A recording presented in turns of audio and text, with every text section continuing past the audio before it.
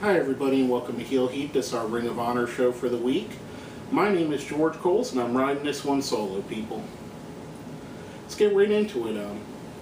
Just to mention, if you haven't seen it and you plan on doing so, all these matches are from the Best in the World Internet pay-per-view from a few weeks back.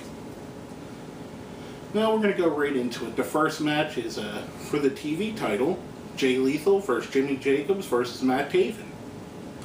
Excellent starting match. I thought Taven really shined.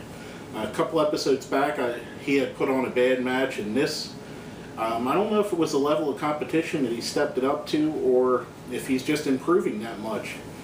It was some good interaction with him.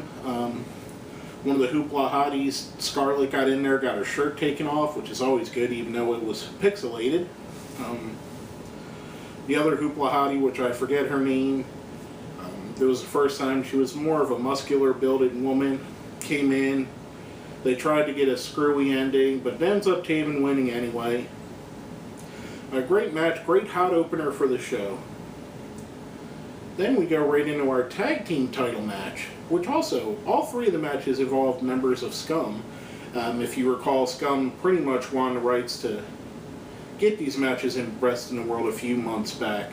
Now, the next one is the champions Red Dragon defending against CNC Wrestle Factory against the Scum representatives Cliff Compton and Red Titus. I thought this was a really good match.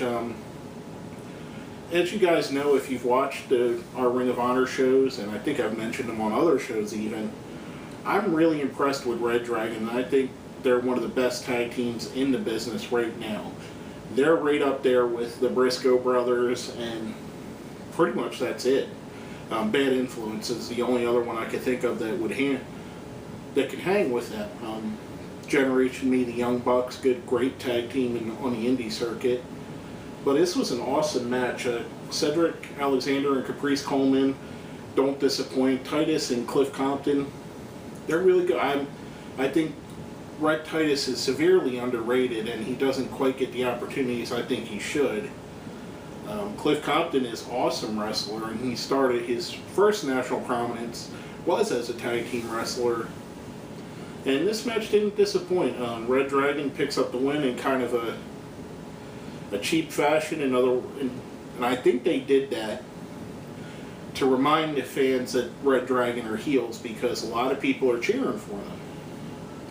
It happens when you get two excellent wrestlers in there, and it's in front of a Ring of Honor audience that likes wrestling and doesn't care if it's face or heels. Now, our next match of the night, and our main event, I should say, was Kevin Steen versus Matt Hardy in a no disqualification match. Now, that being said, Matt Hardy had his associates from Scum at one point or another. They all came down, except for the only two missing were Jimmy Rave and Rhino. And to think of it, I haven't seen Jimmy Rave with Scum for a few months, so maybe he's not even part of it now. But it's unsaid whether he is or not. A really good match, a lot of brutality. I must honestly say, Matt Hardy has definitely stepped up the level of his game and the effort he's putting into these matches, and he's really given it his all, and this is not an exception. I mean, you had Steen and Hardy were going at it, just destroying each other, and I thought it was great. I thought it was a fabulous match. All three of the matches on the show were fabulous. Hardy wins after several distractions and no one coming out to help Kevin Steen. Basically, he's a lone wolf. At one point, he was associated with Scum, so I guess, as they say, you pay for your sins later on.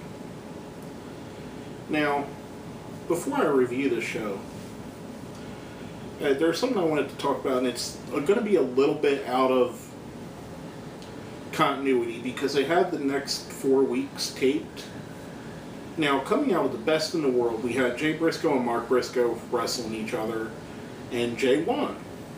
Well, at the TV tapings, Jay wrestles Matt Hardy. Now, if anybody doesn't know, and if I believe most of you do that watch this video, here comes spoilers, okay? If you don't know, you can shut the video down right now, and that'd be the end of it, but this is spoiler alert, so here we go. Jay wrestles Matt Hardy in the TV tapings and doesn't drop the belt. The significance being is the day after the TV tapings, Jay and Mark Briscoe's contracts came up. Now, I don't know how far ahead of time they knew, but they had to know at least a day or two ahead of time, which gave them plenty of time to have Jay Briscoe drop the belt to Matt Hardy. Now, is Matt Hardy the perfect, ideal champion for Ring of Honor? No, not at all. But he is a great transitional champion, and he's one of the better heels in the company right now as we speak. So, I think they really dropped the ball.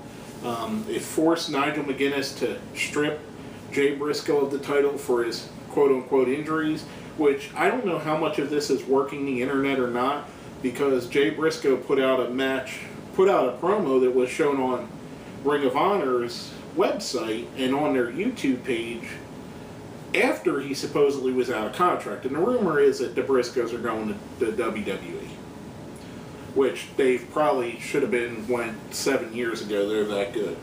But anyway, I just think it's a little bit disappointing that for the first time in the history of the Ring of Honor World Championship, it had to be vacated, and it could have been avoided with even giving Matt Hardy a transitional run as champion. You could have had him lose it the very first defense against whoever. Just my opinion. Back to what I was talking about with the show. Overall, now, if you guys have watched our shows before, we rate everything on a 1 to 5 system, 5 being the best, 1 being the worst. I'm going to give this show a solid 5. Every match was great. Every match was interesting. Every match kept me enthralled. It was very exciting. I very much enjoyed this episode of Ring of Honor. And other than my little rant there about the world title, I'm enjoying where Ring of Honor is going. I hope they could get past this, because it's something that was a blight to me, being a longtime fan of the company. I thought it just meant so much that their belt was never vacated. I don't know. Call me a mark, if you will. But it means more to me. When you got a WWE title that gets vacated dozens of times. I mean, Shawn Michaels did it 2-3 times himself. TNA's belt's been vacated. WCW's belt's been vacated. Ring of Honor's was the only one, and unfortunately now it isn't. But basically, that's all I have to say. The show's a 5. The belt decision's probably a 0. But that's all I got to say about that. My name is George Coles, and this has been Heel Heat.